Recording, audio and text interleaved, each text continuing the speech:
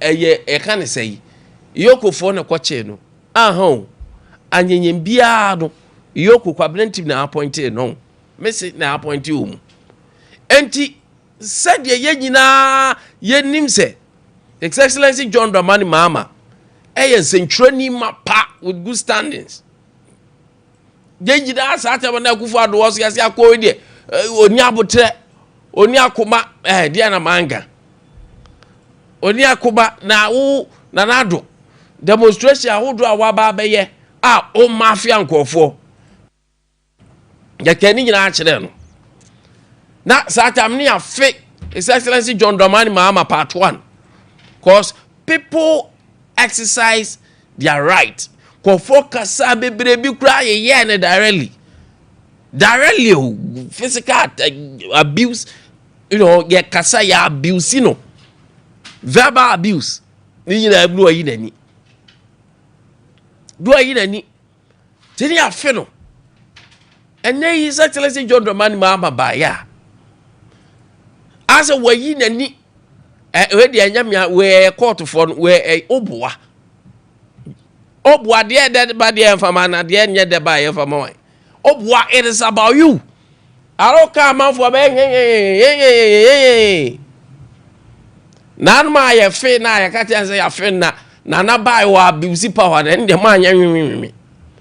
And then wa ba compared to His Excellency John Dramani Mahama part 1 and part 2. Netwe mafia tactics and go for under this regime way. Mafia tactics.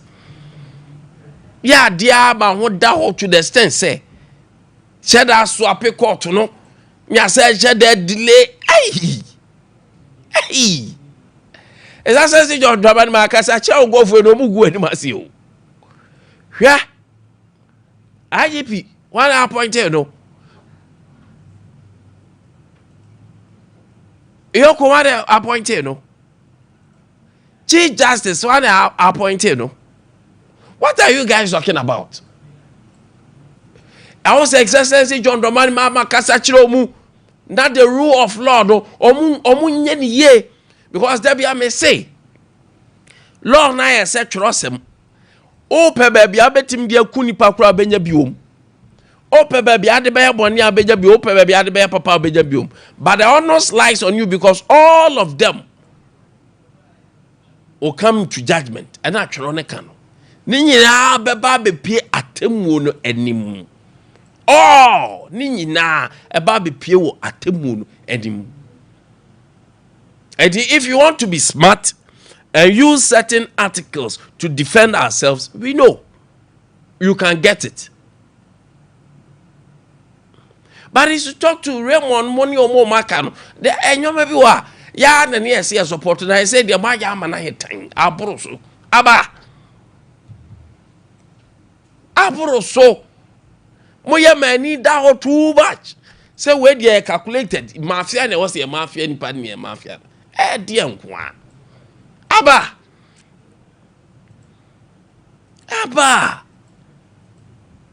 say no am to adam so say dey abroso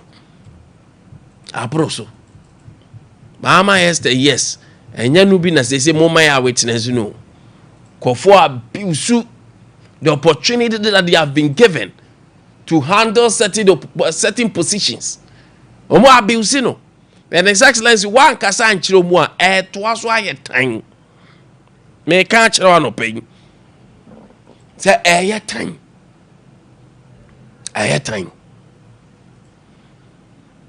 Na wo dia hwe. Bamba part 2. The recent bail conditions here, the man can always say, "You shall crime when you amount." Hey, mother, they didn't know. Enyo, say ni pani opposition ni now ya manyonia. Ni bail condition no the same case. Ebe ye different say bia obia onye non-partisan person. And you have you share the quantum of the hey. About brofuni explanation. I don't say definitely you are going to get to defend yourself.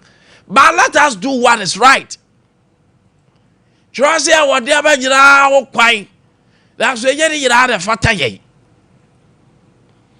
I do not be happy about saa nkofo bi omuti bonkoso bibia o medidi nkofo atem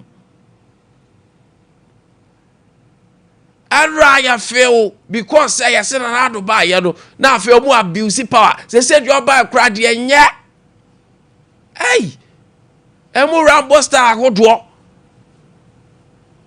they are not say oh me see dum so abani ache do hey ready this a crowd has a baby and His Excellency John Dramani Mahama say one hwe ya enkofuo bi ebe take undue advantage ede dinsem hunu ede dinsem mone na ni nyina about so because ona yeti brekese omunyina hye o wings na se omunyina hye o wings na se we cannot separate them from you. Sometimes we are jana wo fie o man nyini de but omu din say you have to bring them also to magin ebe fie aya to aso aye bebre the legacy that you are building no one hwe nkofo bi be say the legacy our building no because why you be that and everyone will say yesteryear's John Dramani Mahama the right of people to express themselves was so brilliant. People express themselves. Sometimes a bit abuse you personally and your family. One hand you gave room for people to operate. And nuntina 8 years and another by you feel no.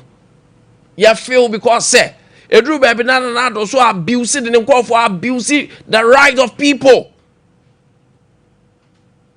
But part 2 ye dear. The rate is too much. I do not be happy about the comment and the insult people give to people like us because you are telling them the truth. And now they call some cry the net time. Deliberately change court in we are. Deliberately yen delay nyanka say ye kwa kohwem say be deny even to sit on the case whether you will grant the person bail or not. Young man expressed himself and it is true we were experiencing doom so and he said it and all of a sudden we just pounce on the person. Why actually the legacy that you are building no and go for be ever take you undue advantage and misbehave. His Excellency John Dramani Mahama, who ye tibre kese, who timin kasa on count, you are part. You appointed all these people. Now what to me say, overflow makasa chiromu because the abuse is getting too much. And yet, you are not known for this. And Kofobi take you undue advantage because of major positions be. And it's not good. It's not healthy. A word to a wise is enough. And I'll pay my yes, I am quite yenim. I'll pay me producer de for you beach me. Na if we know the cheremine ye China phobia more abagalam say site. Galam say site almost say sacrifice. One am say that is the first time Chinese or we sacrifice. Oh dear. Shintoism ni Buddhism ni zanyo man o mu believe no mo. Oh munya akwanya kra. Oh munya akwanya. Na akwanya munya ya no. Na air contract akwan a mu ba be. Na sa akwan ni enu. What happened is Obuntu so mu sacrifice don't pay ade de o minim say to mamu so. Fanta say you don't ade pa. And brother say can so. Omni yes how. Na hwe na de e ma ngwe. E ma me interest be mu say. Ghana for mu gina kira. Mo China for ni mienu egu so. Omunye bi mu ma be gina kire na sabi jimie China ni eburu oba be se wasase se wo boye bio se wo de no me na adumi yo obu ni musu mu gina chiwa na mwa musu mu goda sabi musu mu yese musu mu bu because oba se mo nsase owi amanya kakra di na wo twa ya ko China da bu jira na chi na musu mu ye bi wa abrare be se wasase ako wo ye tena ba kwa tare na sumfiri na chi da wo ye mu ma marketing ka mu jira ibi already come for us say se wuro malam no mde na ba ni se wuro no odi wo China for malam say ya no tie ano mu jina chi no mo wewe o mu jot na Ghana for ni jina papa malaliko Ghana for ni jina ja kwani ye bi omu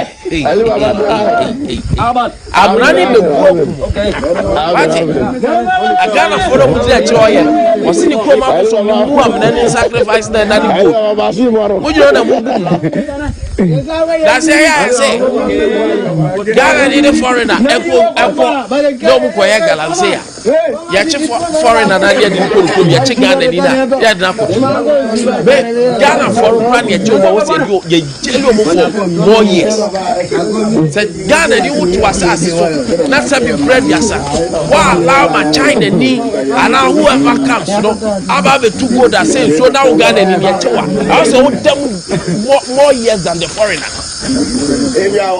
also them also tell you it is right and I found it say brutal say Ghana ni bia ye be hu so wo udi galamse a chia on China ni I say the number of years at be ma China ni I say ma time 4 what is this Papa ni am jowe ni am no madrasa fine na cheche no malam ni te form no malam na ya sacrifice now see Ghana form wani bi sabi bread ya say gina chiri ho ye ni yondom say asase no uncho hin chan no musu gina ho say asase no say asase ne ko Ifani aba bedri and sa tie we o mo ye Ali Baba tai a sacrifice to their gods say opportunity the be ebe jambo na one omo China for no ba Ghana for no come no fa monya sacrifice nkunkum kwa ba bia amanya be ba no ke bungu su ne nkumu na musu mu jira chiri na mo ye army musu mo ye don't even understand what that is what it is. You know what net dia ko so ni o ti China ni no be dia buye China ni akwa we o yeah I say China ni ntimi ko obi krom ko yewe Ghana ni ntimi ko China ko yewe it is true because China ni bia no be allow Ghana ni say Ghana ni na waba onko say China nso no forest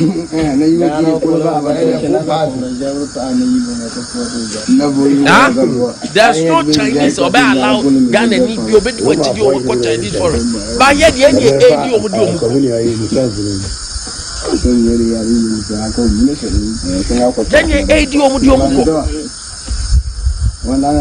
that is what is happening. I am be rough. No, we will say as ya. I had a one to none your moon pesca no more moon yan say ya.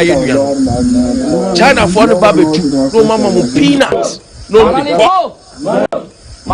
something is wrong. Ali Baba I don't pay much.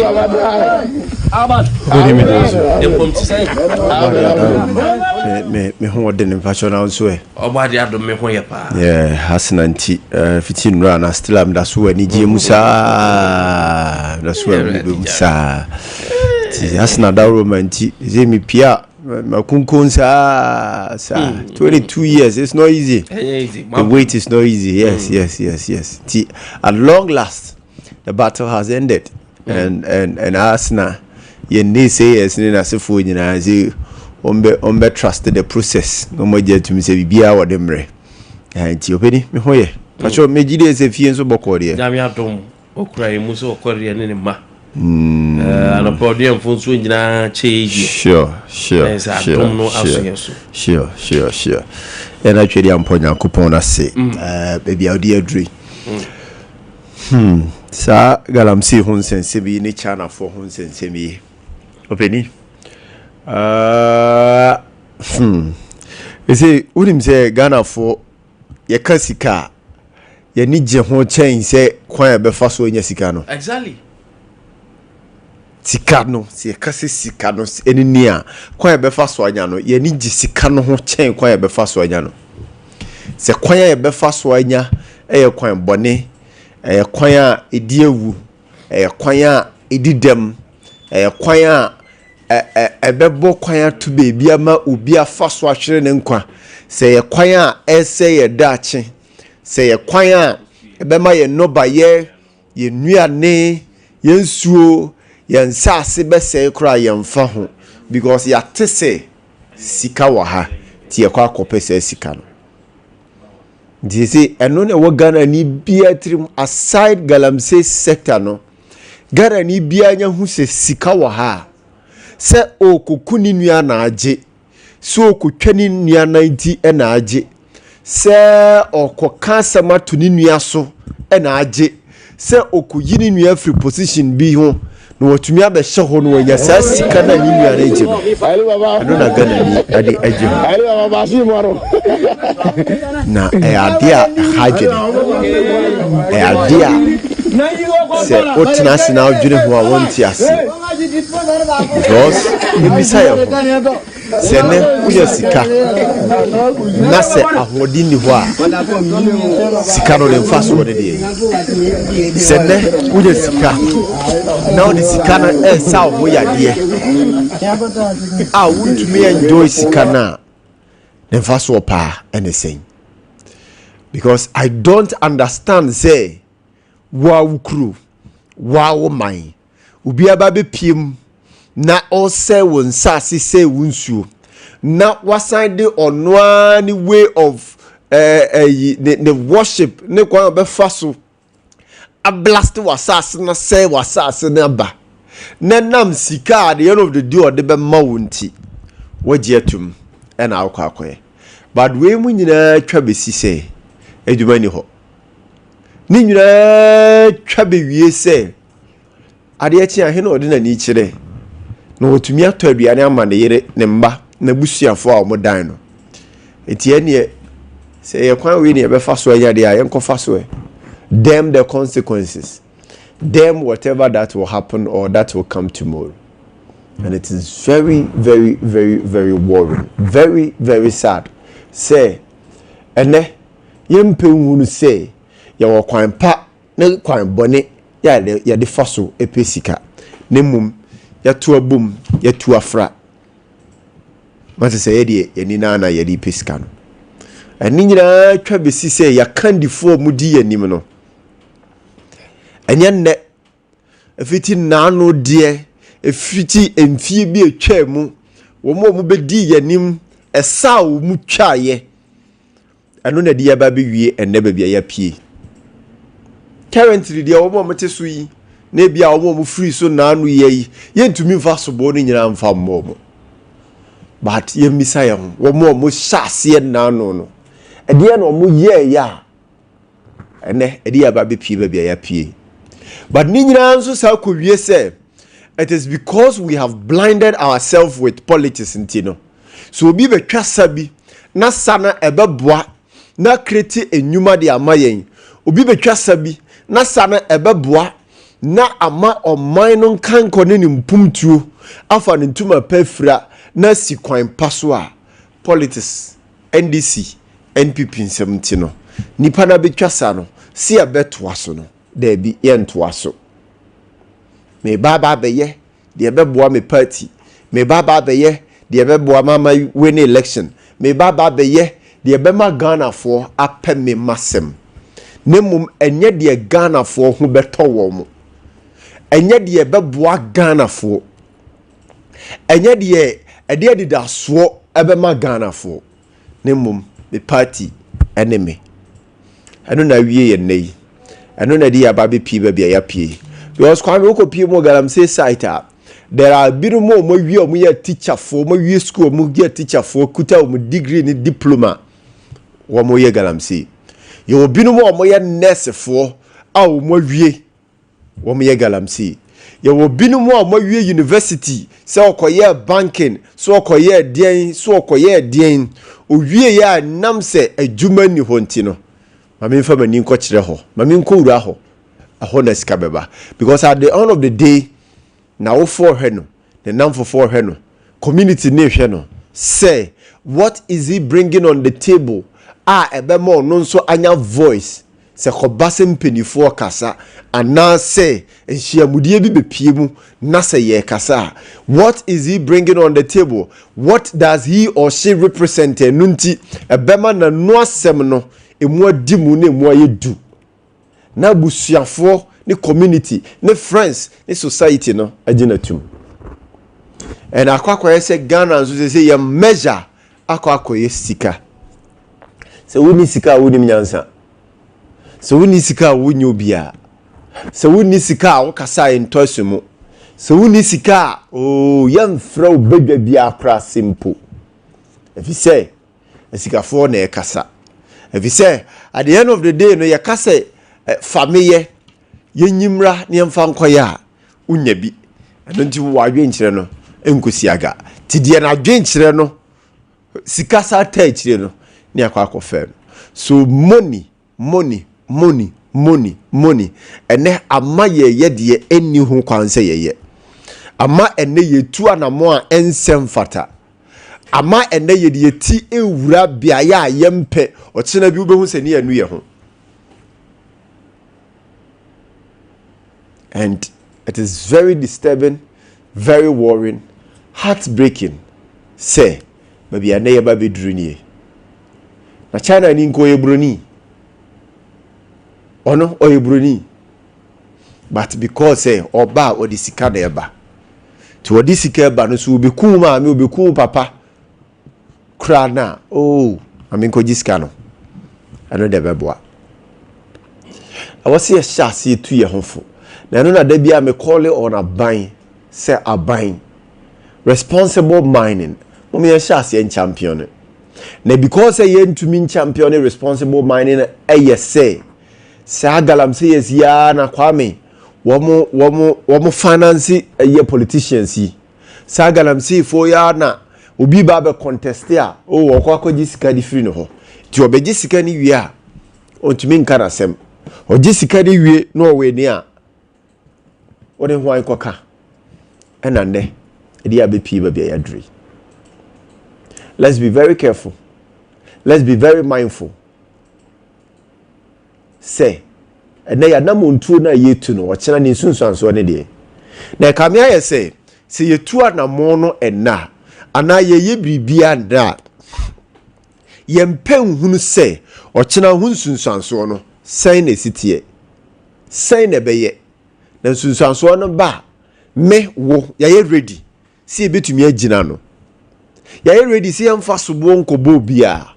Ye ready si enka se kwakumanu adwo mansa ene yeye. Ye ready si enkoka se MPP ni NDC. Ti se de na AC. Se asem si ya wose ye take responsibility no, ni politicize no, ni equalize no. If we are ni justify say it is good say ya yes sir. Na ni nyina so be si say politics and I say my say politics and idea drew baby adri. So let's be very careful. Let's be very mindful. Yan sase na ye say ne sa no aduane ho be den china. Yan sase na ye say ne sa no esuo ho be den china. Yan sase na ye say ne sa no emframa ye be home kra be den china.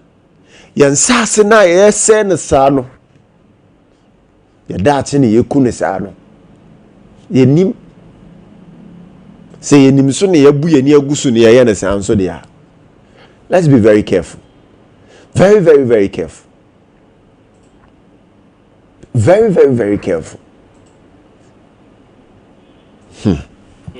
Wachina binti. Kwame Nkwantabisa bi on ene arrest ahodoɔ ɛkɔ so left and right. What can be breed? Na me afutu ba akopɛ na me de Majon Dramani Mahama no pay. Say if indeed you are building a nation, a person watch na the obabe take kick over biano and to me progress or minor. Ya hwe kwan ya ya faso de emra no edi djuma. Emra na ye di djuma nne no ya hwe ne yie. Because one here obetumi a build ya kwa. But emra no ya nhye mukina ya mana mfa ne kwan so ya mana ntua na mo a sefatenti no. Ochina obi beba no the politics na ode brabra na babia ya build ya duru no bi di nkwase asem no. I was ye de mra no di tia no politics nti entumi mfa mra no ntia no. The lot you are arresting based on some post bi obi be ka se dum so aba based on say binum be ka se bia because a wuntu na monfa LGBTQ+ intino uye binti because a toda ye say asem no say ye pe ne ka ye pa ye twane for baby ne de aba be ya dance because if indeed say we are serious now person utu na mo a can never to because when you were in opposition you spoke a lot about it tie na obi abeka no arrest na.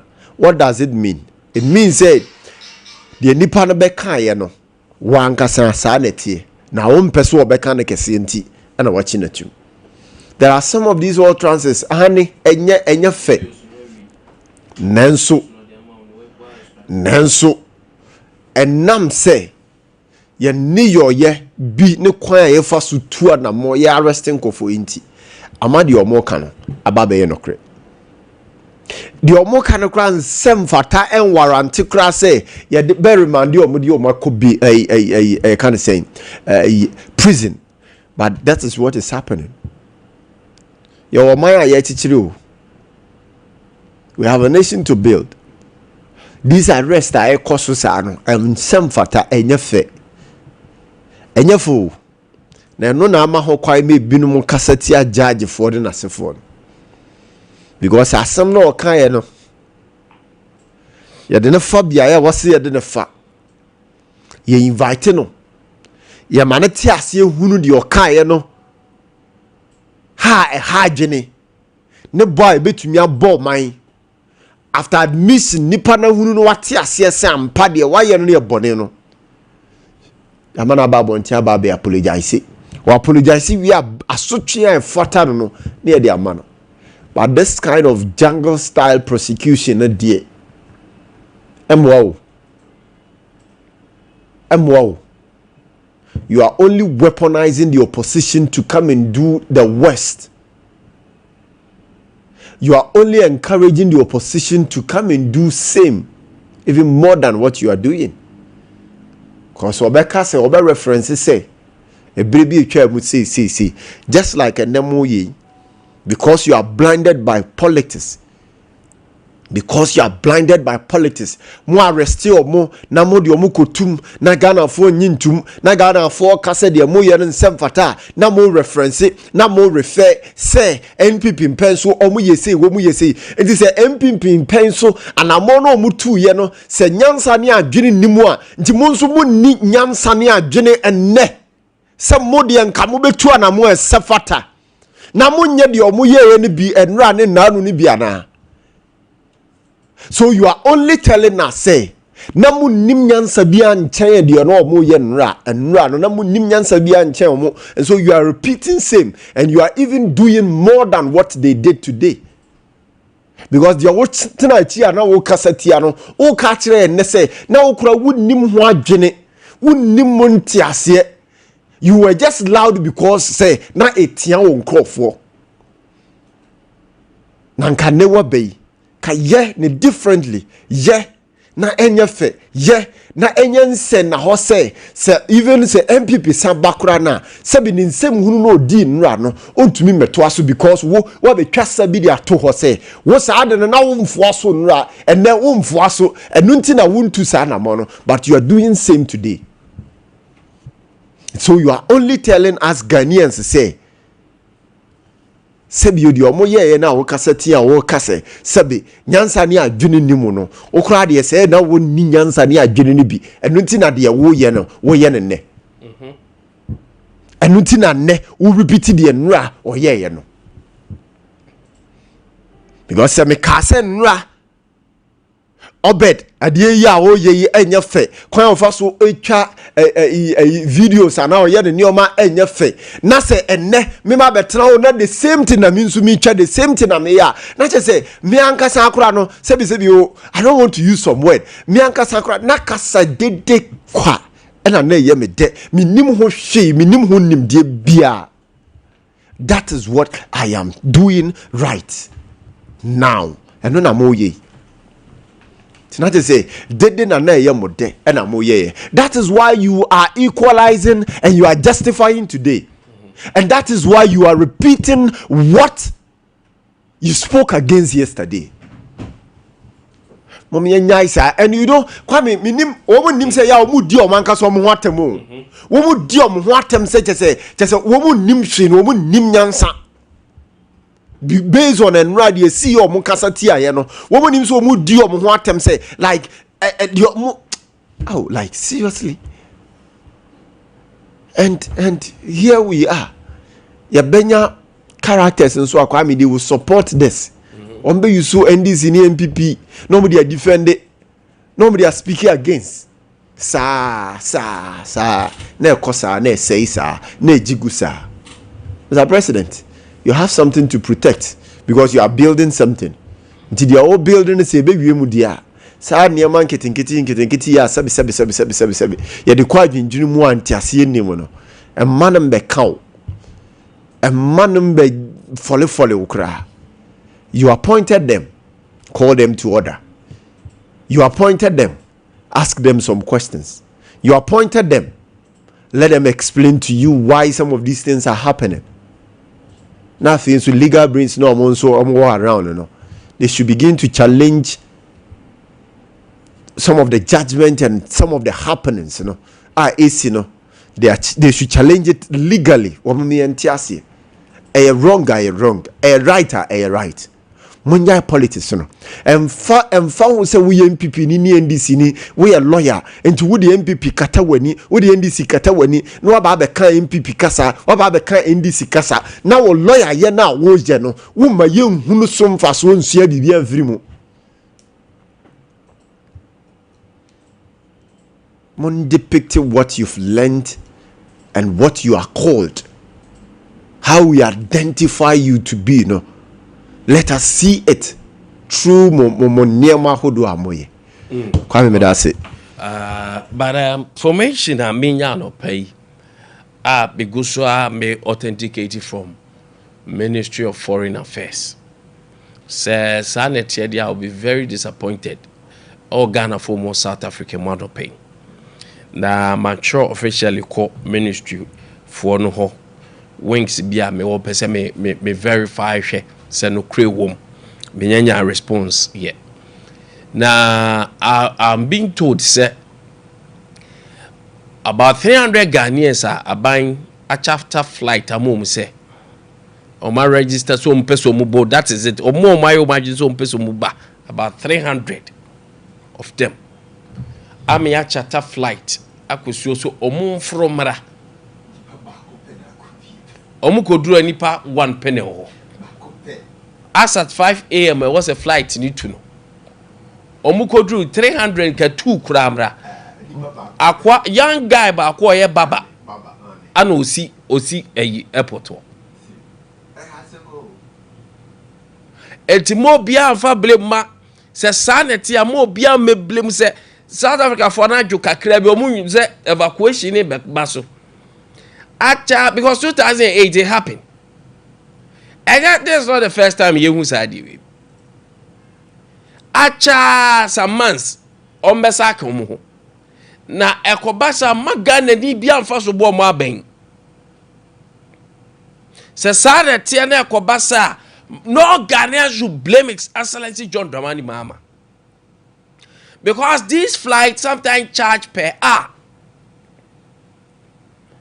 ebe so charge per the number of people we kra dey chatted chatted ya chatter na flight na ba be so na nipa wa ko pe na ke nipa wa ko pa ke fa ne ma ayi Emirate na say ayi mesi ba bi ne mefa ya ade ti nipa ba ko na fru plane afro plane ni nyina ala me ka se me bompa ye se enye sa ba se sa na tie dia ene Ghanaians na de omo abo afore se whether rain or shine on property se South Africa to mbeka o eni pa bebre o mu ni ajapade o South Africa o me ka no kra che plane ebi ya wara tu wara se ya bi e o hodum it is about ka kwa kope chartered flight ababisi o is the video ready Obed make an damn change so that they will get to know what we are talking about. And if this is so, Abino embassy in the house why the minister for foreign affairs aye Aban aye na afemade case closed. So man froze our flight pa na flight isi wa de nipa ba ko sem na Ghana ni bia meka se bia nkyere. Seriously, yenti abranche na yenti what exactly was say because I don't understand. Me pese beje di say no kre. Me pese me fan say bia bono wasem na bia. I don't want to believe say no kre. But if that is so, Obed BNTM Get here to the airport. How did you get here, and who maybe brought you to the airport? Yeah, I hear. So for you to get here to the airport, how did you get here, and who maybe brought you to the airport? Yeah, I hear I just came alone because of I heard about the situation going on. And they say the flight will take off 5 o'clock a.m. so you must come. That's why I prefer no. I must come tomorrow so that I will get the flight fast. In terms of maybe there is a lot of people. Yeah. So I came here I think yesterday 7 to 8.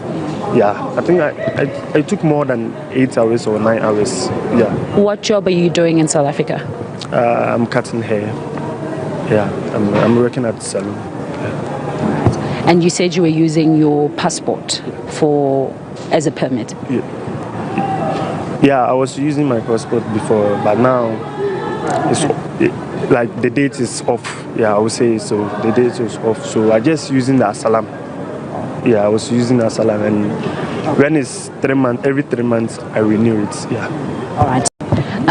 So for you to get here to the airport, how did you get here, and who maybe brought you to the airport? Yeah, I just came alone because of I heard about. Because me sure say I'm cutting hair and any time ni ti o de ne ma me fan ko bobo na sapa de etiminyesa etiminyesa over 300 mo be kro mu din say ye pese ye ba we nye random and I said the number of Ghanaians say we yankofo mu ajatum so ye beba 300 and ye charter flight no. That's what I'm saying say pese me confirm me verify with the Ministry of Foreign Affairs that you who what exactly happened. Because same team Koba say out of the 300, you know, na enipa ba kopa aba how Kwame say Kwame na say omufi say bi amba say the crew no mo asia no man mo asia na adwuma bi eni ho nti na say nyo me na me kodwere odi e na make no omu ni say obaba engosi aga na obet na hon ma ko wu a the worry ni say ade ti na was all true din so obeba na ban gina so e de kokofa flight nti say aban na mo aboneka na enya time ni 5 a.m. and one work me ka say bia kwa na enya dey because make them da kanya ka mo anko mbeti om kakanka ya face kan kofa emma mo na mo mra me say enya no kre yɛmfa de saa na confirmation ni ba na say netia yɛde mbɛ ma no ɛwɔ hɔ wate emu enye your mind nim yɛ wo ti Israel wo ti Egypt enye Ghana ya na ate yɛto yɛ na ya assassin ne ɛda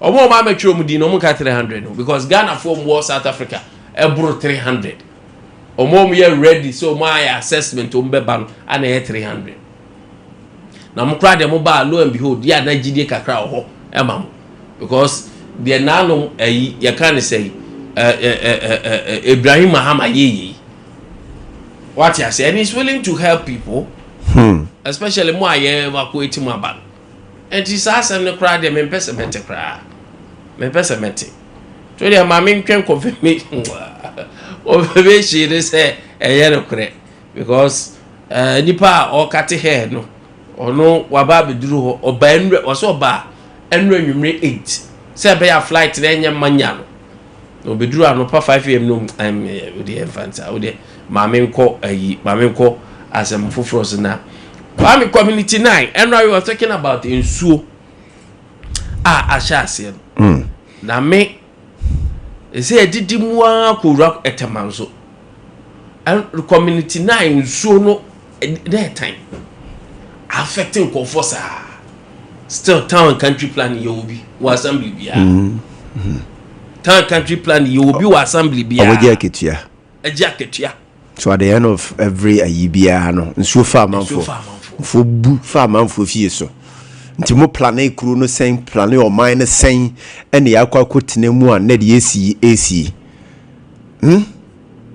eno ni asem no Kwame wo hwese di nsuo na si afa manfo yes Kwame anu wadi tinati se mo plane hwe dabi mo permit hwe assembly permitted mon plane hwe permit hwe ana make us China more na paper omo hwehwe o ba bia no mamo masi ani na no kwan so sunyami ko hu ba ko bi o ana say more ya musi already sa kwan traffic esi sunyasem yes ba bia mo ma na o masi China more no kwan ho pe fa kra na cars ni be park e ba kwan ni ba main road dim mo se be cross traffic proper planning bia ni so tabi Kwame be kakra man ko for the town and country planners for no ni assembly for no wo mo nya o mo adwuma bia o Kwame adwuma bia ni wo mo ye order from above adwuma bia ni ho a wo mo ye wo ho wo mo ka ho na nsuo mmeni ye wo kurum ha no wo mo ka ho na eja to ba bia na ahisa wo mo nya hwe wo mo je ketua kwa to some baba ta ba ka che say gofo we ne ma yen adwuma mo te mo nya hwe Kwame wo mo nya fuat hwe no mo nya de bia me ko mo nya hwe ni nyina nti wo mo besi no town country ni assembly mo hu say high water log mo hu na warning be ni caution be na mo de mo ansa na mo kwakosi dan no caution be ni warning be na mo de mo asase bia ya asase opebre can you imagine asase bia ya asase opebre ni dura ni nyansa ira yenti se kokosechi ya yesa kokosechi yan plane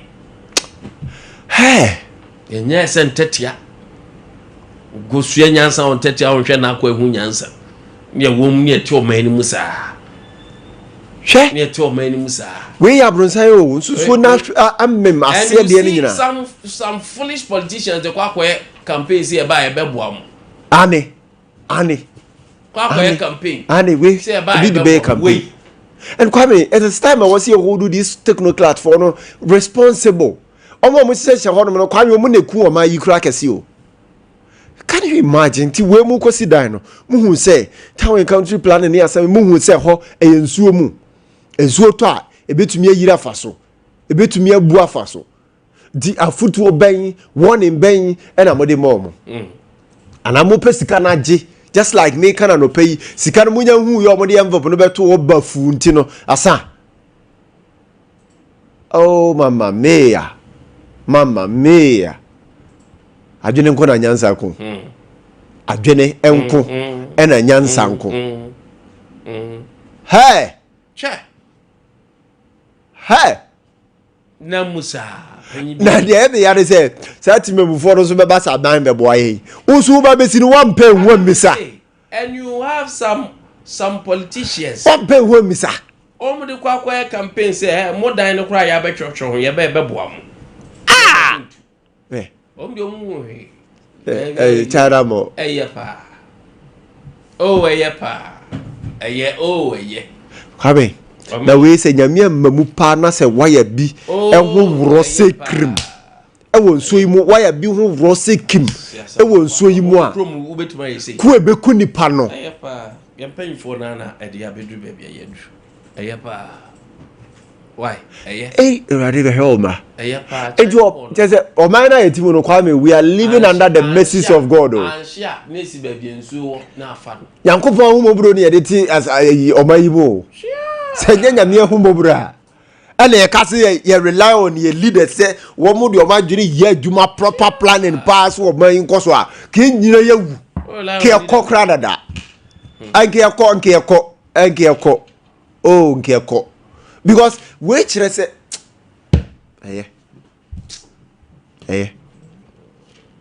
nyame hu ye mabo ba me ntisi dwombra aropai da yenra dwom nkran de bi woda efiewura mu a wa waternant second one boso sa 30 Ghana cedis. I mean tells you said your mind maybe edru 30 Ghana cedis like ade de be nko a one say na man video me say ewrade one yes so friend sa so as bibia settle awie no no friends on bra odura no so na so ntia na panyan 30 Ghana cedis no afana if you rather father so fast I thought that uni ma be 3 kunipa kwa 30 Ghana cedis 30 cedis kunipa say will be life na say dey all right pay what there am of yewra meku me so pescato ho no kan ya odi ama no asase wo ho nsuo nam so OCP fertilizer na bebo akope ba bi ne do adoye no a ne na nanum firi so abeduru ha ya do na ye ne ya nya so teso akatwiapa anope OCP fertilizer na make am for the amount bomodia ne kope wo de season adru nti wanya OCP na ebe hawo na OCP fertilizer na no pay edu akagina mu no baye ne ba be so aye from no baye no ebe so aye say from ai enti OCP fertilizer ne ewo mienu ba ko de ye nie eno ye ma serious ebro emo ne de keka ho esa ye ma atoso de nyadoa jene moko ntosu ene de keka ho akuafo mu mmereni OCP fertilizer ya ye ni ye pa na obi a wato bibia da so di hu adanse kiremu se eye fertilizer unya wanya ade alpai OCP fertilizer da meto nkradia mawoi na mo amudua vegetables any cereals no oya NPK no OCP fertilizer 15 anase onya 10 enso be di wakagina mu pa enti ukwa ope OCP fertilizer 10 vegetables cereals no mo amudua legumes ne de onya OCP fertilizer TSP eno ana make am for ediamao anope bomodia na koje wode de fa ko boland no na wanya mfa so podie eso de aye adwuma 21st clinic sciatica expert 21st nye just sciatica expert clinic on its own ye hwe yade bia de mom de tie obi fresh sciatica expert ne say o sciatica de buy ho na anko de ne forget it da 21st clinic omu yade bi omu hwe diabetes hypertension yade bi na dokore obra na yemfa lab mu hwe na de wo yem yen scanning hwe de wo yem yen ka cho so okay yade we yade dro we ka ne be yi anase kwa ha ye say yen ne ye expert se sciatica ne say usisi echi twinwa besu na echi onan ase a onan ase hodum saa no eno ne friend sciatica symptom echi o say e de yade kese peba brane nso anoma bra na yentu ase obunya banko ade a na minti ye de duro beka ho na mfidie papa bi de ayo massage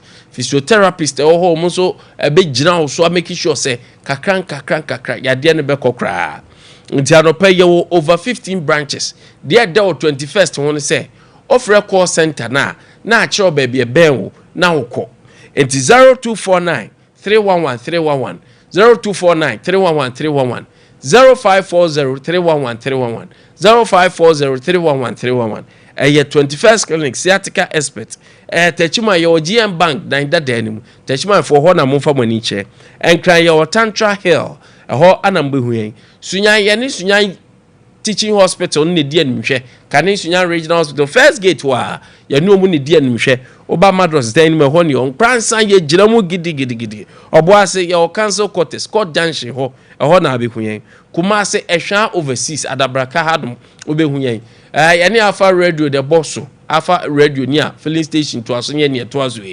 Sompa TV Sompa FM was no more from 21st clinic na no pay me kamfo edia mawo bomodia ne kosa ho yade enso so ewo ho tago eba Mr. Yamama ne mema nyina tago eba Mr. de tie panse mema duru no oye be ma na nyoma nkoyi anfi onye nyoma nsesa mese wo hia tago eba Mr. eden capsules my impotence in hawadwin low libido be ma ni atinko ba ni atinka ya sempa mawo anope bomodia ne kopeta tago eba Mr. capsules 0243 228 296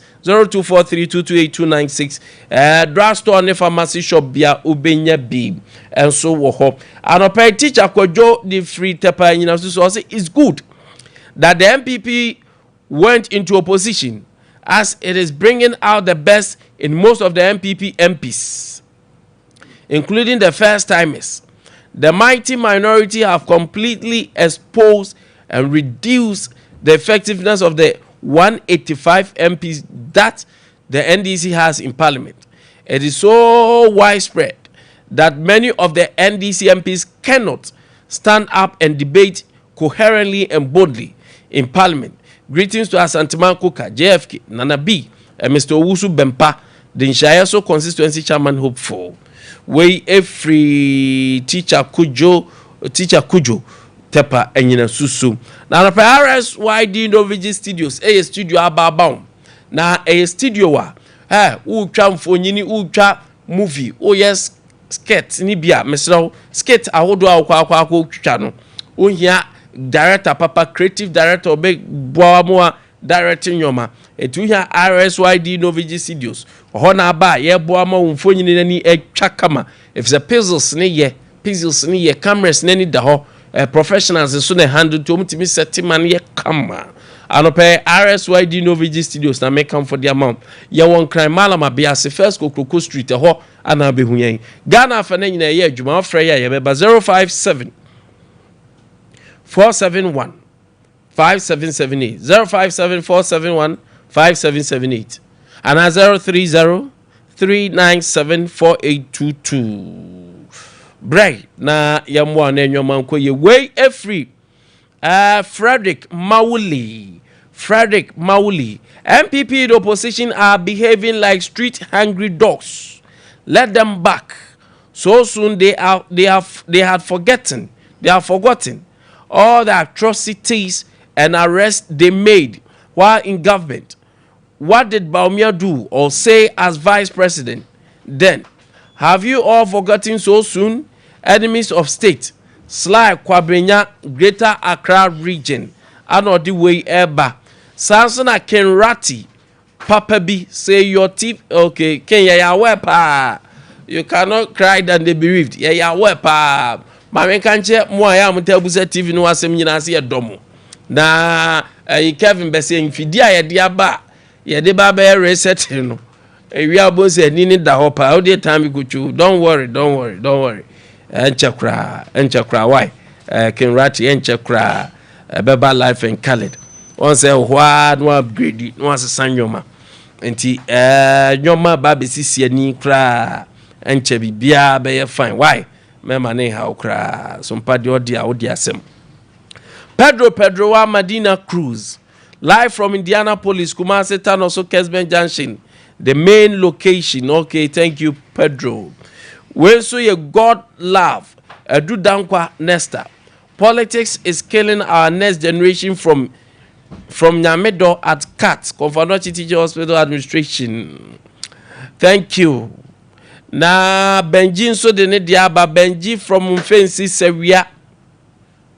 Those who are complaining of intimidation today did more than this when they were in power.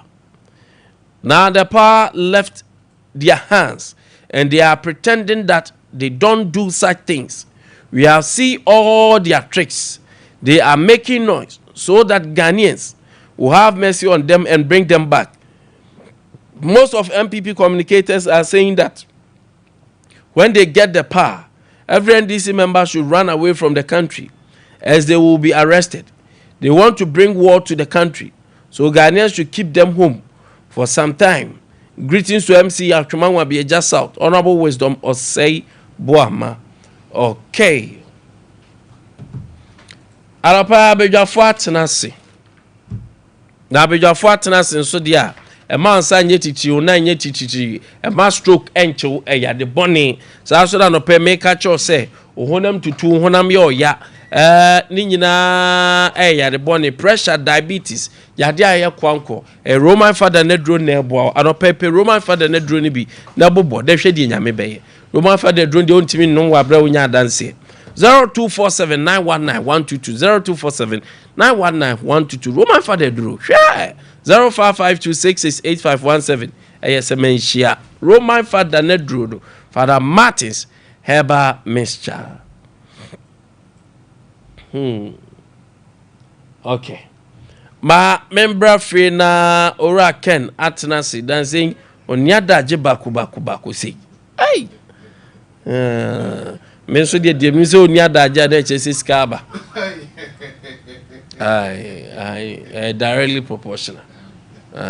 Because time is money. Time is money. So if you have been occupied, we have been occupied by time there. Na and occupied with time there directly proportional. There should be money available. Alright, Kenneth Asama, the new patriotic party NPP.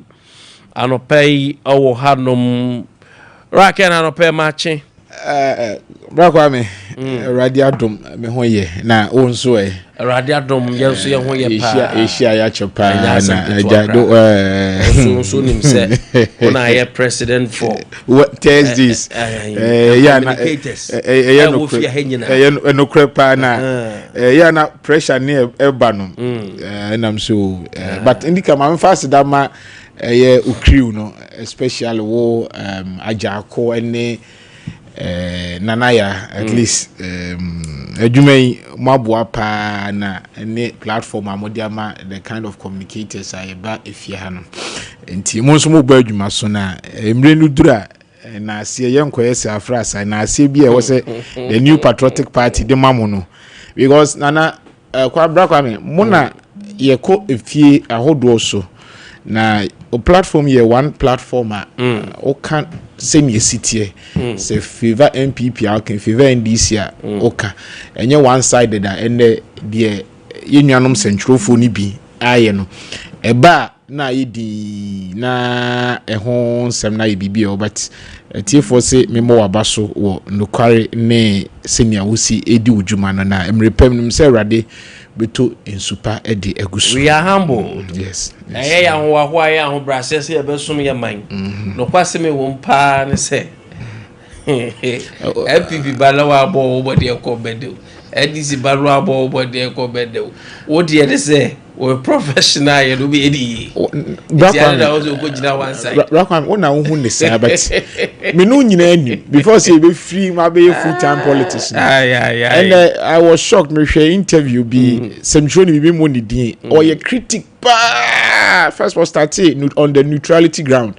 I for say a critic pa also just ends that or sports fund by some the bizarre nimguasie athletics championship nom who the West African Semtroni say one tikrase na bibi ko so Ghana.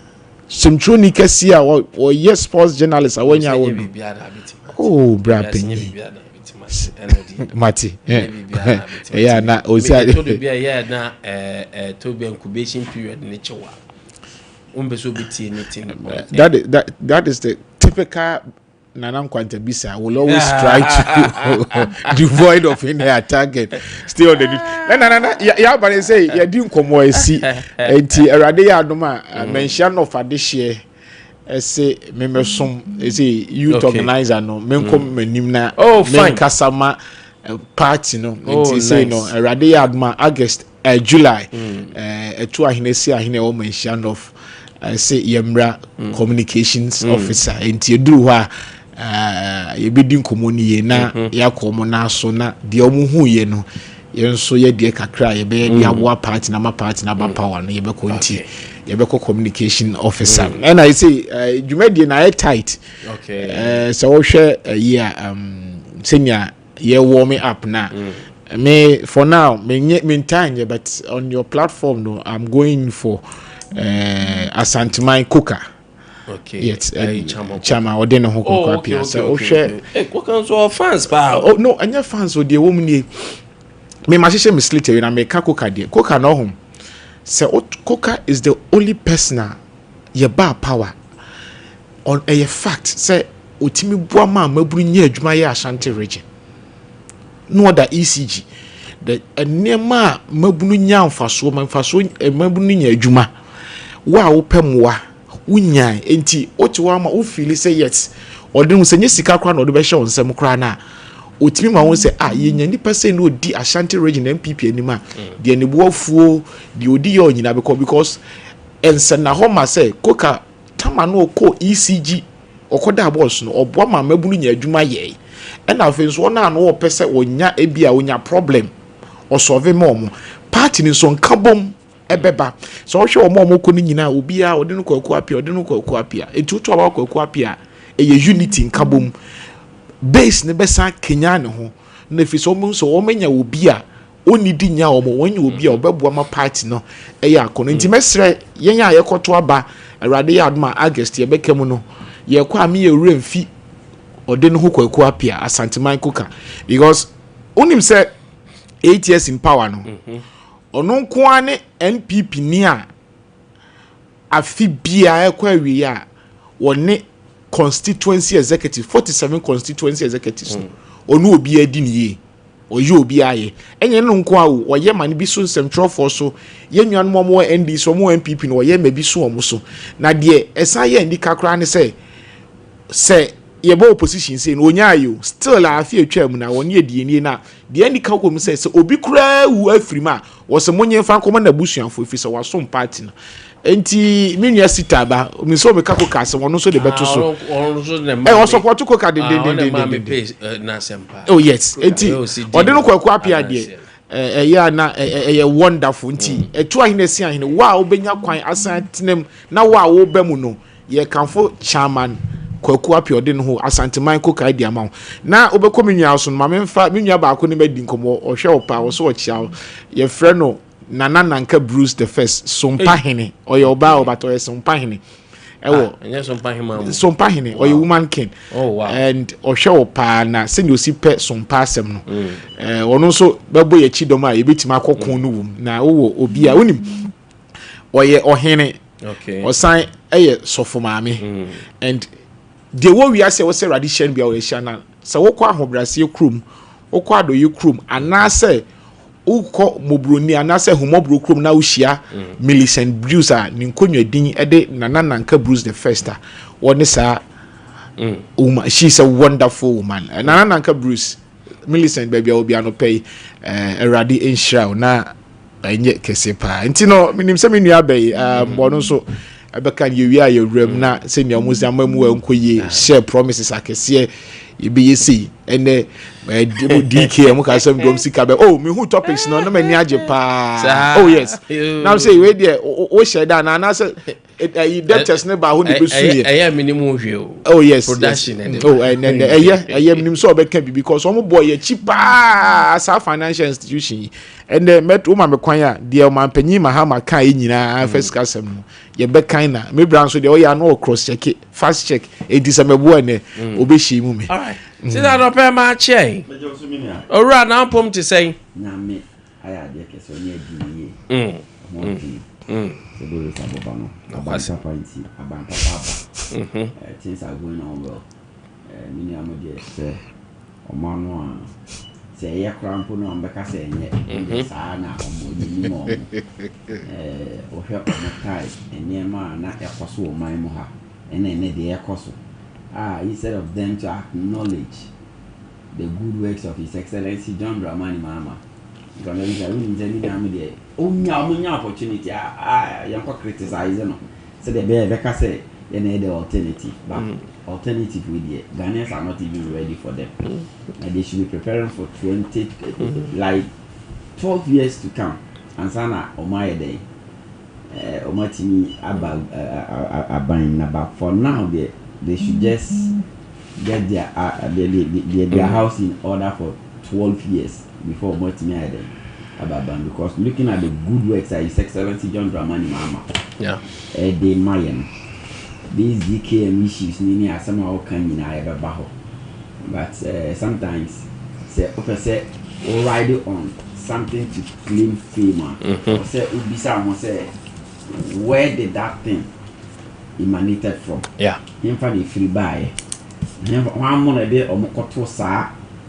Kodana ne so nya amane mu ansana say wo a untimma me claim saint enka say oh dear we mo promise say ombaye na wo a wo ye omo no kwampo no anye nti ne say we mo so anya o say obo wi mochi daddy okay and there's nothing like any promise in our manifesto unim say o manifesto na ye o contract between one nipa exactly no if the minia enya akonya na so betime apuli from our manifesto where we promise say we will betray DKM for he made a specific name, he mentioned a specific name of DKM. What's my point now say?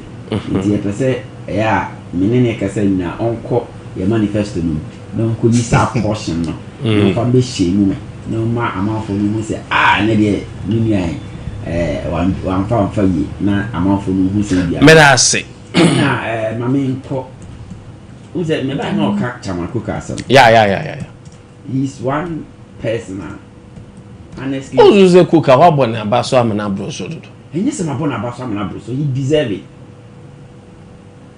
he deserves it because the way I will see Kamfu kuka I hope so kuka will obete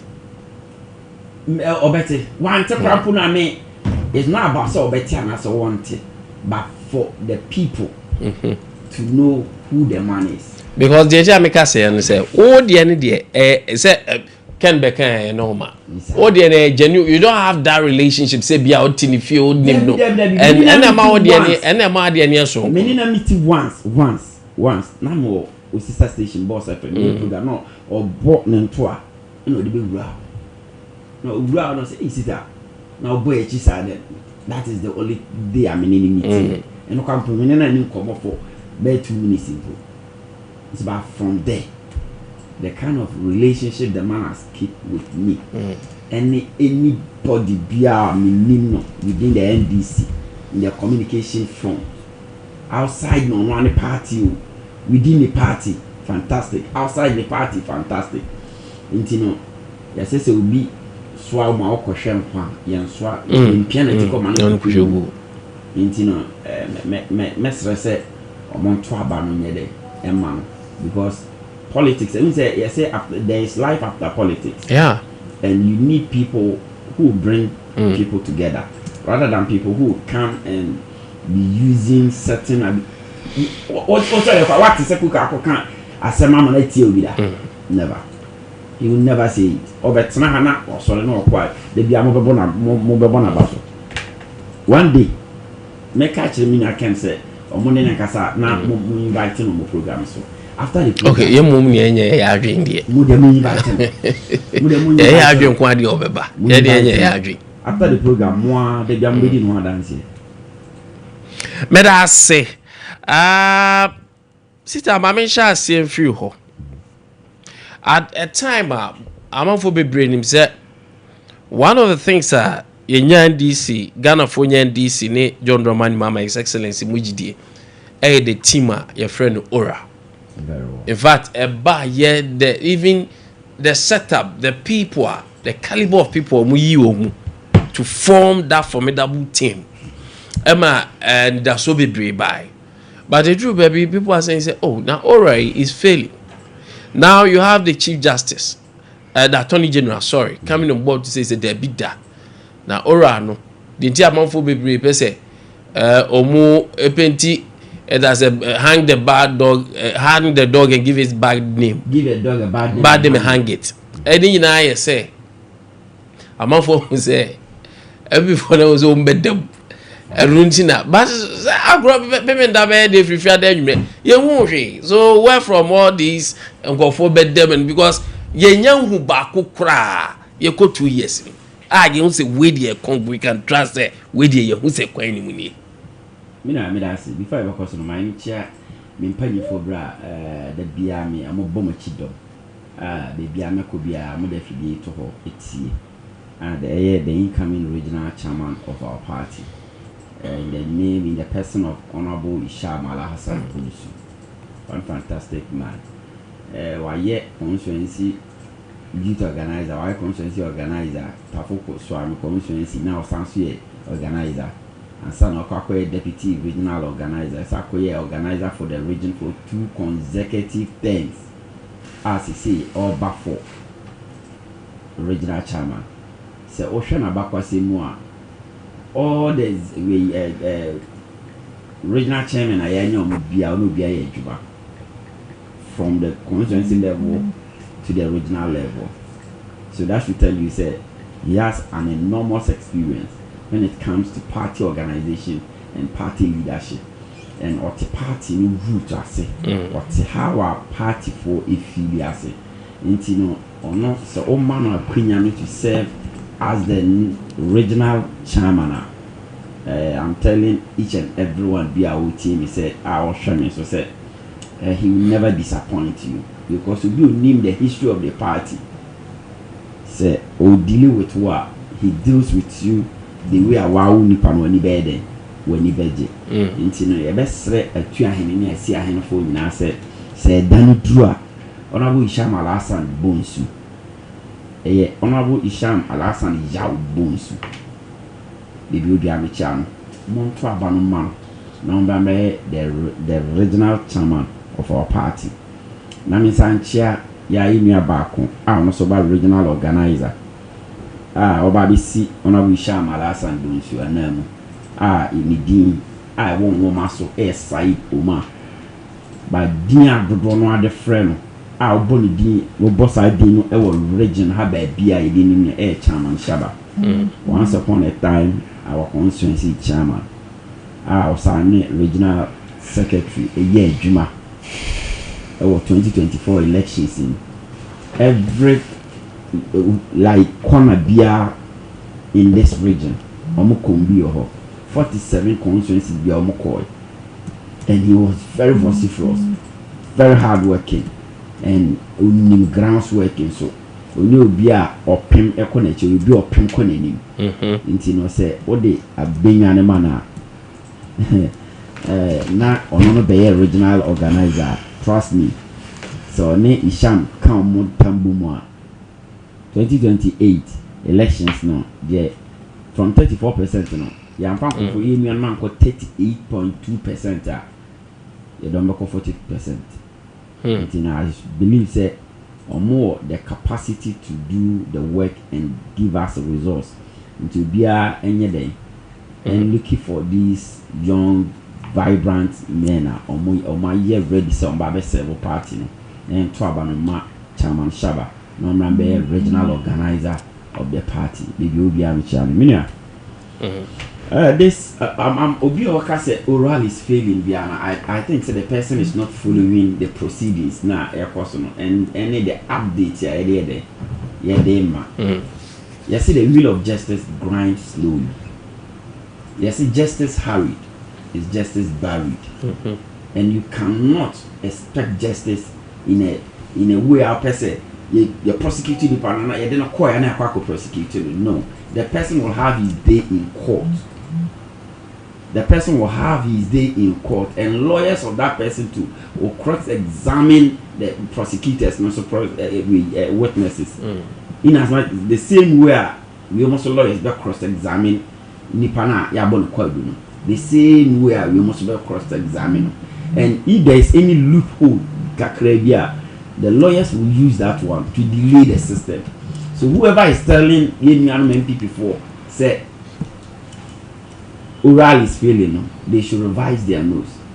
Just a Nra or say Nrechi, give your worry. Went to the Supreme Court to halt the procedure and Air High Court. So they be a big delay system. Supreme Court to Bogu. And the Supreme Court actually said they should go and proceed on her case.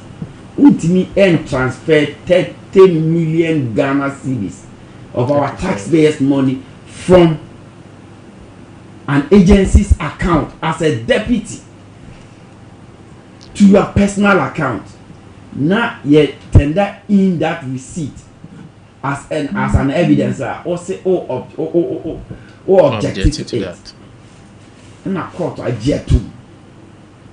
So very soon, Gitoware is a candidate for jail. Chairman. Oh boy. Chairman to me. See, and the case is not court. Those who were within in court came out and says, the lawyer proper about the catcher and says, the baby bedroom Bible. And you sit here and tell me the oral is failing. Lawyer about the catcher, me say the bedroom Bible. Just say about fire chairman to me. Because the stuff will be back as 15 years in jail. Some people looking at the crystal ball, into the crystal ball, some people are predicting say, oh, it'll be more than 15 years. Do you know what his people are saying concerning the Exim Bank loan? Almost 142 and Exim Bank for also by using those fraudulent documents. Now, by if you say Exim Bank, you know, the full meaning of it and how that bank came into being. So, if you use fraudulent documents to acquire the loan, and acquire the loan, no so crampo, the occurs or the quack, fool, no so crampo, one fan yet. What's standard Sikano? Simply because you think say that now what buying. So you could do anything and go away. It can never happen. I do wine. National Signal Bureau. The case is pending. I am the witness no about the catcher me say. I do wine transfer Sika from National Signal Bureau account to another personal account. And he told me said that oral is failing. Access our acquiring illegally has been confiscated. As you see, I mean now, ultimately for no. Do you know some some people are negotiating with the Attorney General? Plea bargaining. And the more minor. And you are telling me say oral is failing. Oral is not failing. Oral is working. And the corrupt officials and those alleged thieves will definitely be prosecuted. Is it the star now, because first you could see update. It's not copy of my update. Skytrade issue. And next time you know what I say. Prosecution has closed its case. Yama the accused people Yama 3 weeks. Professor Mia confirm. Yeah, Professor Mia will confirm the other guy. Say almost say they are filing for no case. Yeah. Nolly prosequi. That be not nolly prosequi. Nolly prosequi is only filed by up to the Attorney General. They are filing for a no case. No case, yeah. There is no case against them. They are not guilty. We're spending $2 million of our hard-earned taxes for a sky twin that never existed. And no catcher said there is no visibility studies and all. So a feasibility studies in Kwa 8 consume $2 million. Where did the money go? They couldn't tell us. Who did they pay to? They couldn't tell us. Who authorized the payment? Those two guys. Without the board, the intervention of the board now, so obi obeka chiro se minia oral infilibiano, that person is rather not in tune with the realities on the ground. People are going to court day in and day out. People are sending people to go and plead on their behalf. Say in jai case na komunche sikano. Yes and no. Even if you get the money, we will still prosecute you. And you still have a strong belief that during campaign Muka say those perpetrators no they will be jailed in the coming days. Those are time I want to meet them. In the coming days, you will them. In the coming days, you will gift. In your layman's perspective, tell me, how on earth should any rational human being transfer money from government account to her personal account? 30 million Ghana cedis. Now what's some manufacture ghost names and pay them to your own account, and you tell me say with this glaring evidence you are not going to jail. Nobody is wishing evil for Nimia, but with this clear evidence of fraud and thievery, you cannot tell me say unko jail. The law is not even going to shield you. Same way, in case, what use that outfit no to enrich yourself, buy properties. Properties are a move back or salary crop say kabom in 30 years papa won't mean talk. Now no year akabum give your warranty ni kunu akabum and a milky state, you know. And million is telling us that oral is failing. But that's it. But the person of Moon say, you see the wheel of justice, a granite stool. And come what may, the original chairman will go into prison. Come what may. Because you know, say, or no one witness or then wisdom go machine. Yeah. 33 years or so more 25 years experience in mining.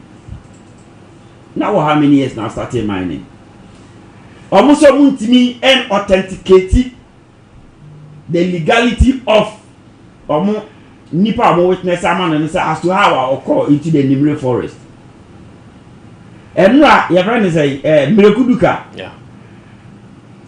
Or see he can only vouch for the certificate, you know, but he cannot vouch for the legality as to how or they call bush. They are even complicating the issues more. They are complicating the man. And very soon, Onwa Kwatanasia, Obehu said, he did worse to himself. This time that's it. Thank you. Ken, Nana is not failing. Nana, me da say ne akonya odiama me mamenchia Daniel Kokumensa DKM incoming Ashanti regional organizer.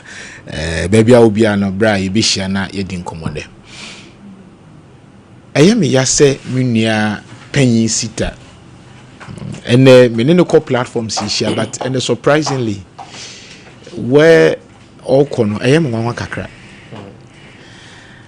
Ora nana yanhwe bibi ewo Ghana web. Samson Ahini AG. Or say Ora 20.9 billion projection unrealistic. Samson Ahini. Yes, Uncle Joy News. Psalms 90. Or see oral cases were just mere allegation and speculation. Ayinina, Yenko City. Or say I can't prosecute corruption with mere allegations. yenko Joy News e branding ntimi mo me mawo ayi ne na age no on Joy News file o ka kire Ghana wiase nyina say 33 corruption cases na ora at the garbage come on man panyin no ontimi mfa court because substance ye dey enim na me senior something about corruption yensa stating on fact says back corruption cases are from yewura tikese wiaje John Ajekunku so besi na nado so a Mahama Patu asaben not a single MPP near NDC tinatum but MPP because ye better management of the economy na ye mo kronunti NDC for ya kronfo the reason why I'm so ya kronfo say woman ye do mo atum enipa makoma konko adunum meti with time I'm go be choko for time unim da nagbodapi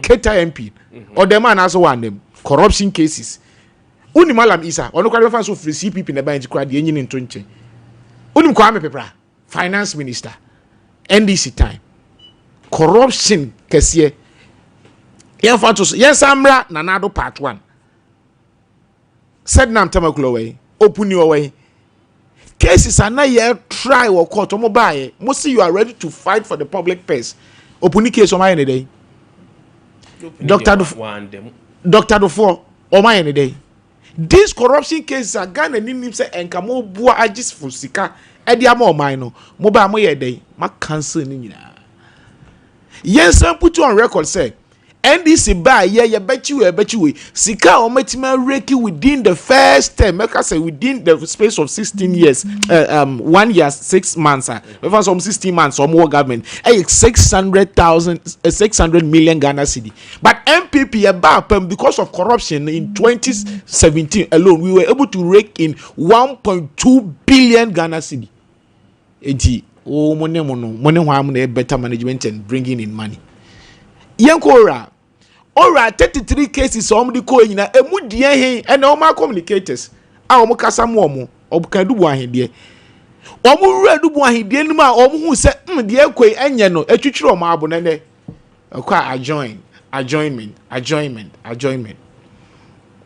NDC di mobedem you sang the song man to Ghanaians him say MPP ya kronfo omo ba ye 16-17 months there no mai the man say wako chodum so is back yes ya chill wako tro say wako draw atare de asha Mahama say o LGBT ya chill wako gina TikTok so aka say Mahama say ya chill Oma WhatsApp platform government WhatsApp platform a omodin central for bi aguso omu fi so mbeka bia mo na e say omo se niam economy free so tia say was 8 years in Nanado no NDC within 2 years no Oma abuse the system no all in the name of say achichachicha and corruption nonsense MPP in the whole of 8 years enipa 12 pe and at these things etimichum NDC within the space of 17 months or much nipa nko 18 onyanko yemfa no nto nche yemre corruption case ni so omuka ora why na omatimi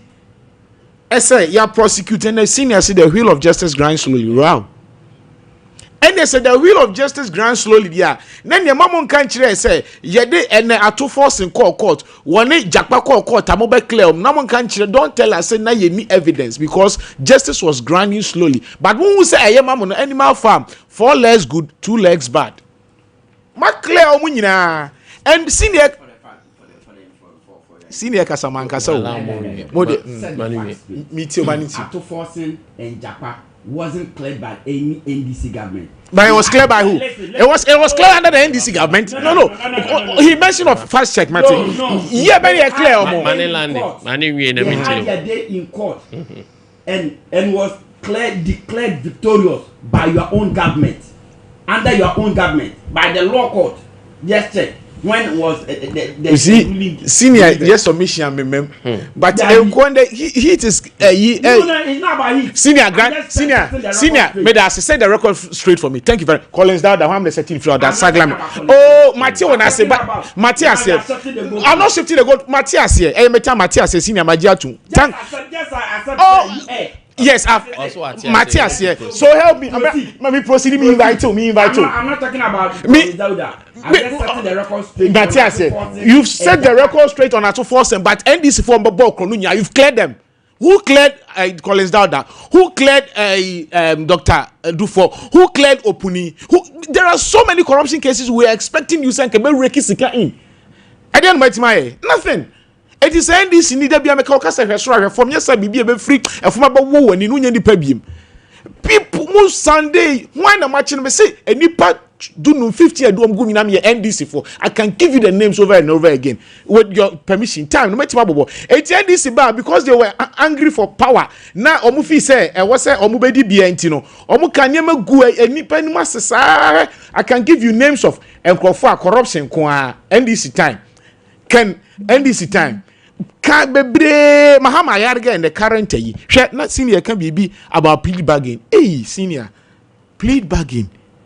Mukonshira Munshira, minority leader, Honorable Sahine Afenyo Markins. Muka plead bargain. Double salary. 32 NDC MPs.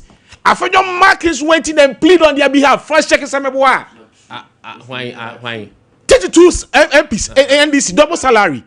When we wanted to prosecute them, they went in and first check for me. First check, they were 32 NDC MPs. They went in for plea bargain and okay, plea bargain. Went into the case and you realize there's nothing. Hey, senior, senior, you are not like that. But then one, me first check, mommy, double salary. Mommy, we no because people are calling say I should come in and people know say I always come in when it comes to debate.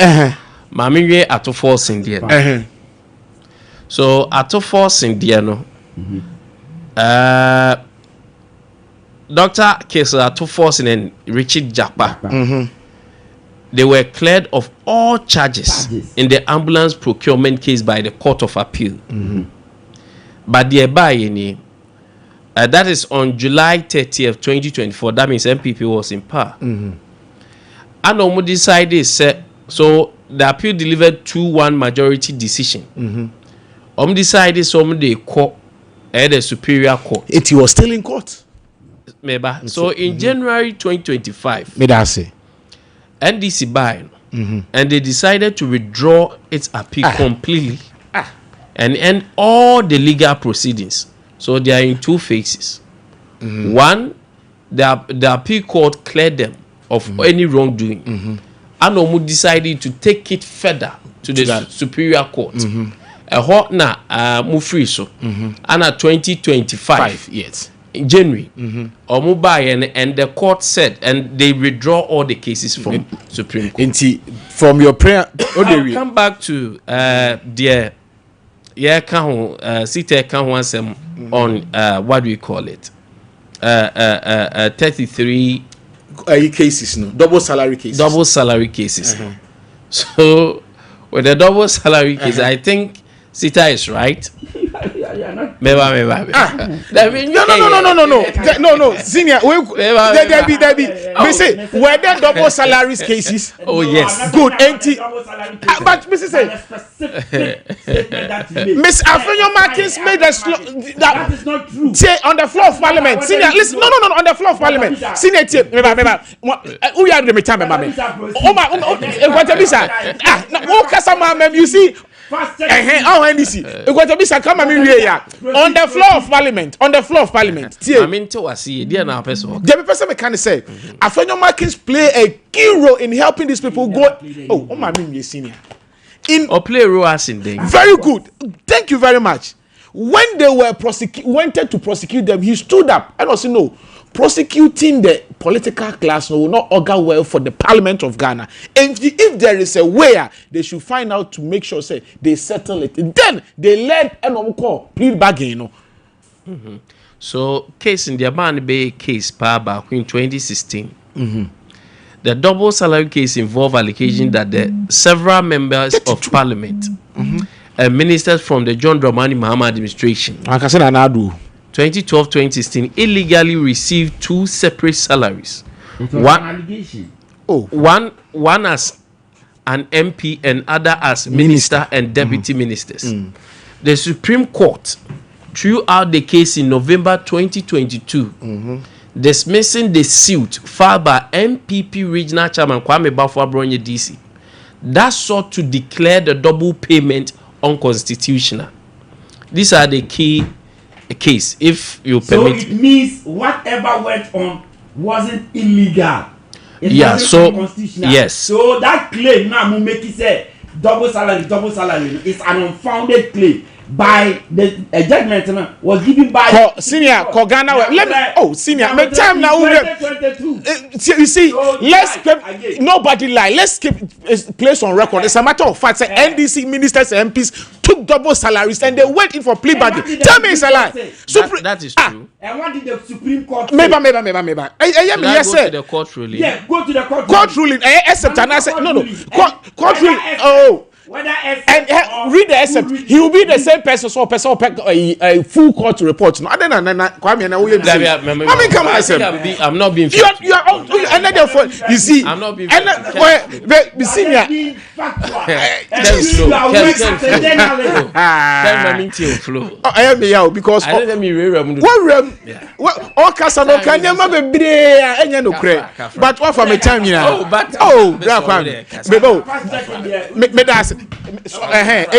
Is it not the fact say NDC ministers need your double salary? It is true. Ministers and deputy ministers, but it wasn't unconstitutional. Fantastic. So why did they decide to return the money? So it was procedural. If it's the word is no. The word you use is unconstitutional. That is typical. And on this how platform in the coin, but I don't know why and then is like that. The ruling bay.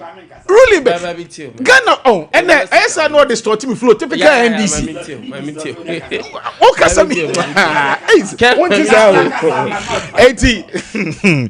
The American say corruption cases are NDC for you more corrupt than MPP. The first thing remains say woman MPP do omegumu kese 15 mebubo names ni chire nanka me expect so beka so wenye no kra awon so na do court kese sika twitwi bi o ma wie NDC enti enye mwanwa so o ma Samson ayini na menim say obeka sanya no kra age Dominic ayini akutinge ayini age etina news for catch say corruption cases ontimi ko be mere speculation mere allegation menim say so obeka se meboa na me panya me de ade ne court aka kire o say cases 33 a wo de abra miye mo garbage na ade abra me de court nye ya ade en be fail o kan bibi say o ma change o mo star o say ka quickly no me press conference court of public opinion the public trial and no so mo bi because Ghanaians na so o ma fail o mo Ghanaians na say ntro mo twa ye na ye bedu we betum it is not working enti me sere mo Ghana for NDC dey the promises are promising the ordinary Ghanaian where and you dey hear them so mo kasafa 133 24-hour economy na way Ken and the album yempa mama bebre Ken mama be yes yet me nko mate mini problem sa banks in any financial way me da say bra kwam odi si tentia so osere me okay yanko financial sector victims we don't have the money to pay. Finance minister tells financial sector victims. So this is NDC, and during campaign, I know, said with GN Banks, Gold Coast Security, and then Men's Gold, the other ones that came in, but America was him. So this is the decision of the minister. May I say, Radin Shao, now we shall no team of producers. Me can on some fast check it. Senior, take your phone. So we cram the tablet. You can home. Yansha Ketu campaign. These were the exact words of John Dramani Mahama. Me via our manifesto page 70. Me kind of. These were the words.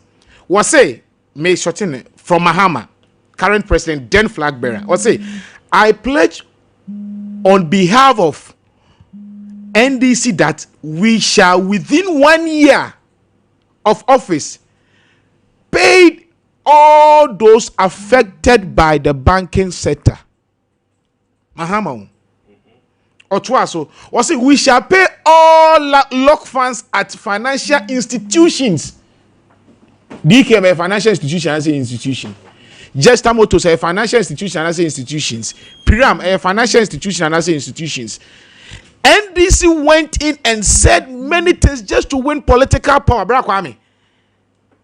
NDC can say nyina say yeba Sami Jenfi trade simpie so kan ato force kan the president Mahama then flag bearer crack kan na make nsem o kan no ma transcribe dia ma Bra Kwame. And what do we see? You are telling Ghanaians say you don't have the funds no NDC.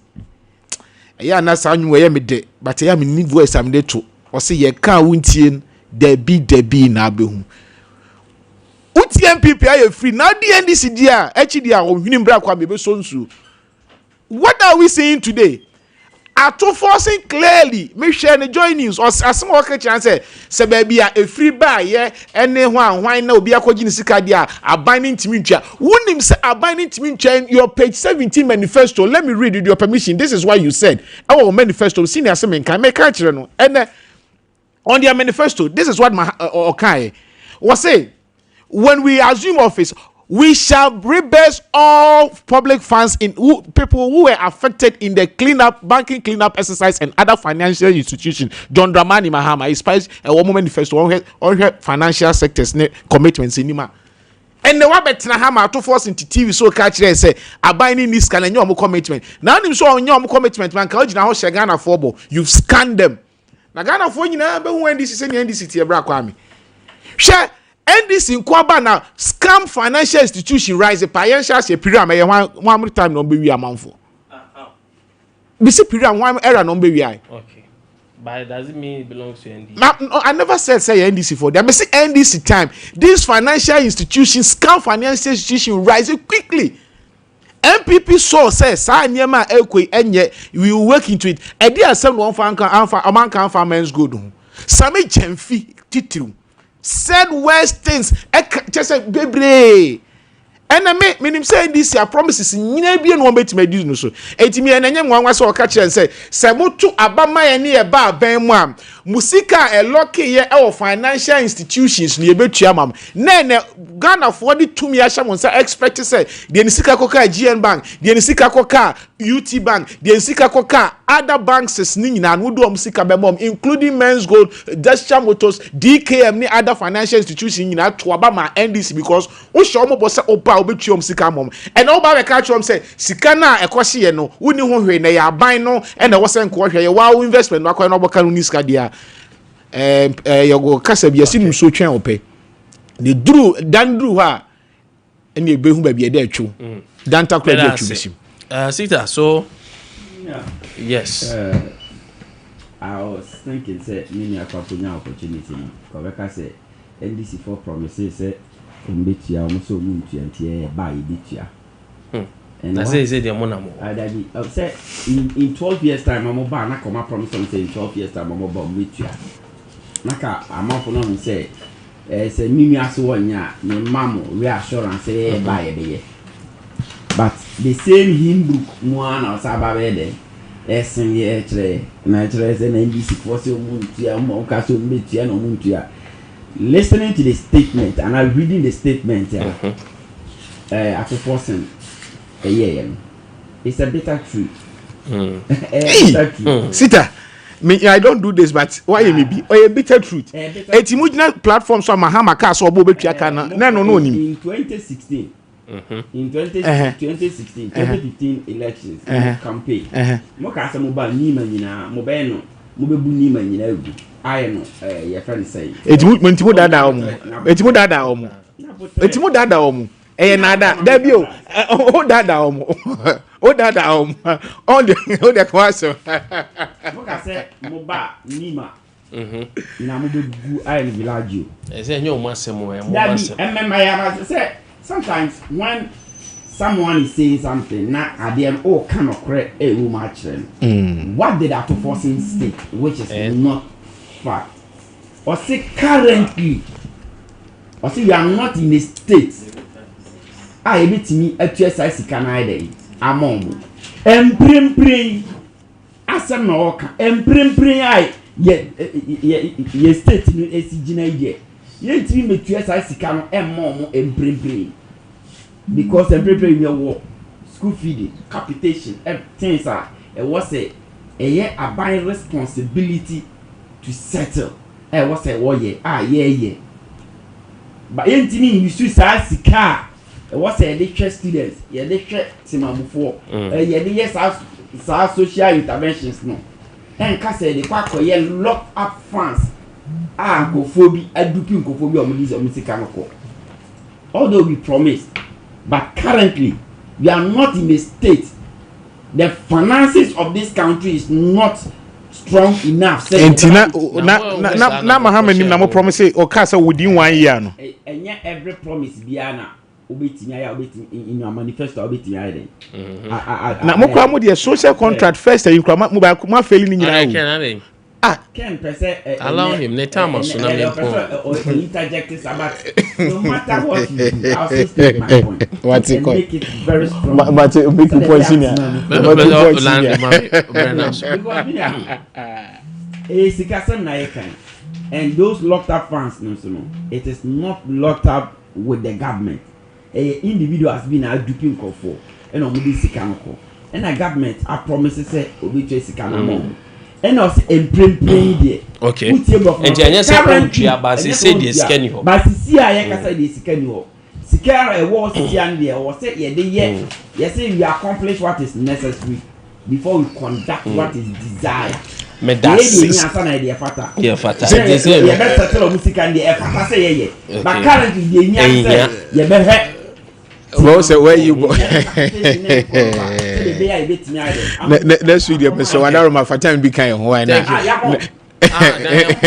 Nana o ma me Nana oh yeah fact checking Nana o ma me 10 seconds bi Nana Nana better sports water man so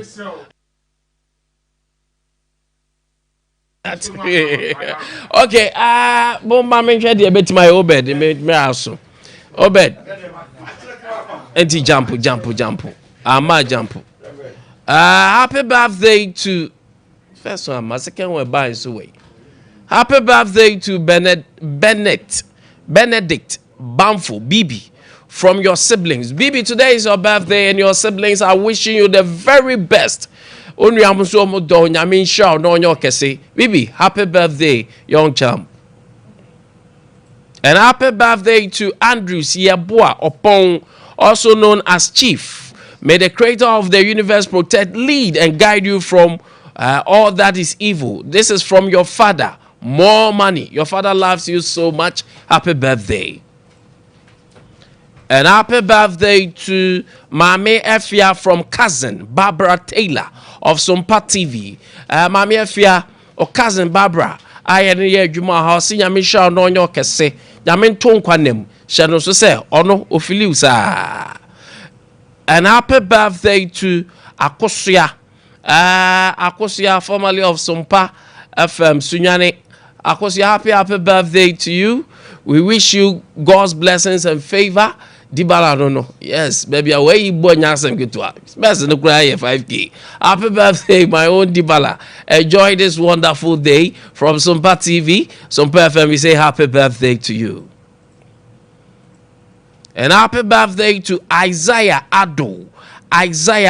Today is your birthday. Happy birthday. We ask for God's blessings and favor upon you. May all that you wish for come to pass. Happy birthday, Isaiah. Isaiah dey na follow me who baby I won't.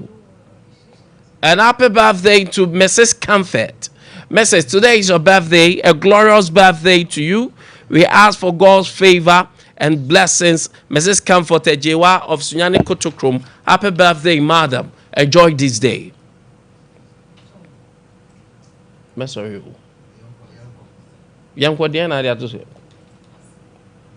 All right. On that note, Yamfa Jumedian Siana Sports for no. And I say thank you so much. I mean, sure, Bibia, non tin and share.